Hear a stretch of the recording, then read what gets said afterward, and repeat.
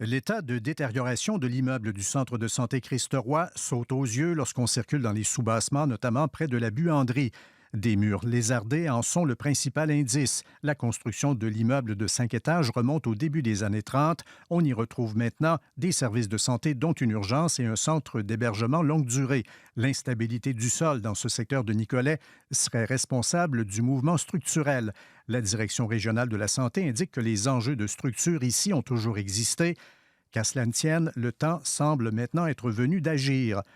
Nos équipes spécialisées suivent de près la situation et évaluent périodiquement le bâtiment avec des firmes spécialisées. En 2024, une firme d'ingénierie a confirmé la sécurité du bâtiment tout en identifiant des vulnérabilités face à des situations plus extrêmes.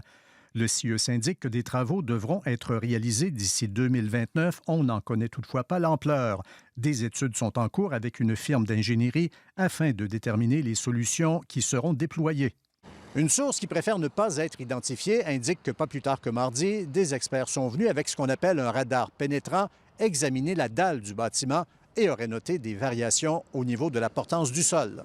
En 2006, l'immeuble du centre Cloutier du Rivage de Trois-Rivières avait aussi été touché par de graves problèmes de structure. Les travaux de remise à niveau avaient forcé le déplacement de pensionnaires et coûté au total 15 millions de dollars. Dans le même secteur à Nicolet, 5 immeubles excédentaires, mais présentant aussi des problèmes de structure au Collège Notre-Dame de l'Assomption, avaient dû être démolis il y a quelques années. Même chose tout près pour le foyer Marguerite Diouville. C'est une zone qui est à risque. C'est une zone où les glissements sont possibles.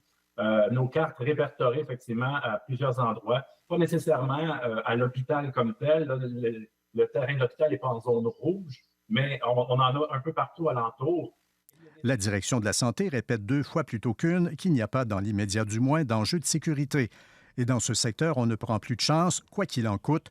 Le gymnase fraîchement construit au CNDA voisin est soutenu par des pieux qui, pour 2 millions de dollars, ont été enfoncés jusqu'au roc.